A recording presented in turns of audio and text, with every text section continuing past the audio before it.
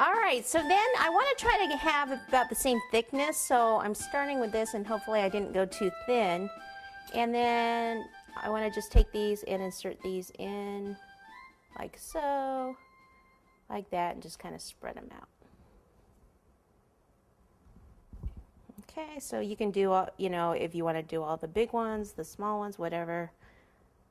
And I think it's just slightly lower, but it's okay, it's not too low.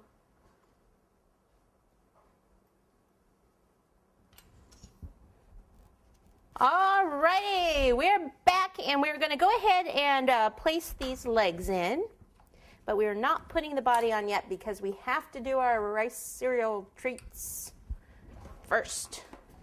Woo! Uh-oh, look at that, look at that! Disaster!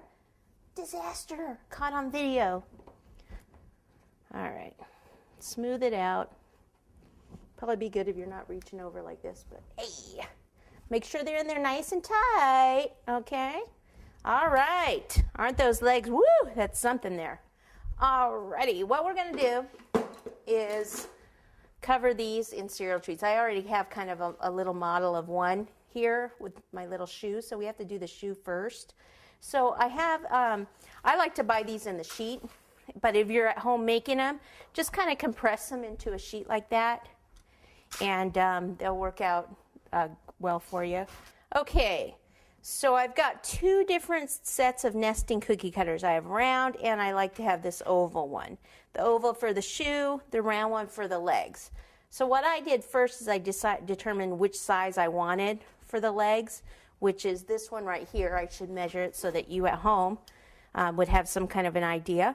It's 2.5 inches. Then I need a small one that's about this size, like 1/2 inch, to cut out so that I could put it over the pole, right?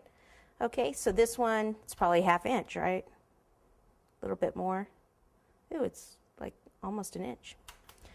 Okay, so then I just cut a bunch of circles. Okay, so do that. They don't have to be perfect. And then this scrap stuff, save that because we can use that for other things. All right, so knowing that I'm going to have the shoe and stuff down there, I mean, you can just kind of go like this and put them over and see how far you need to go, or you can just hold it up next to it like this to determine this is how big one's actually going to be here. Which shoe does that look like?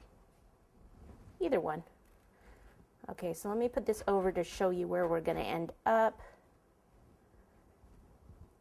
Like that, and then I'll show you how I did that. Let me have his shoe maybe tilted out a little bit.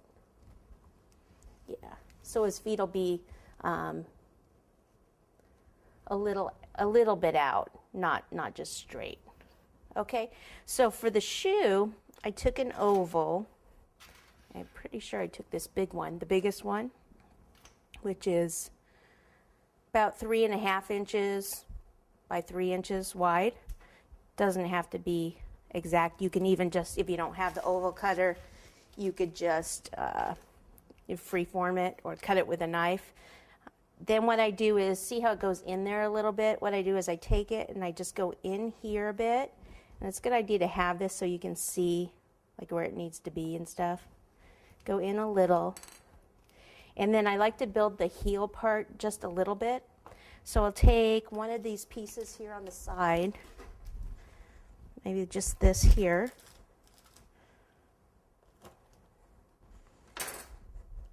and kind of build under here.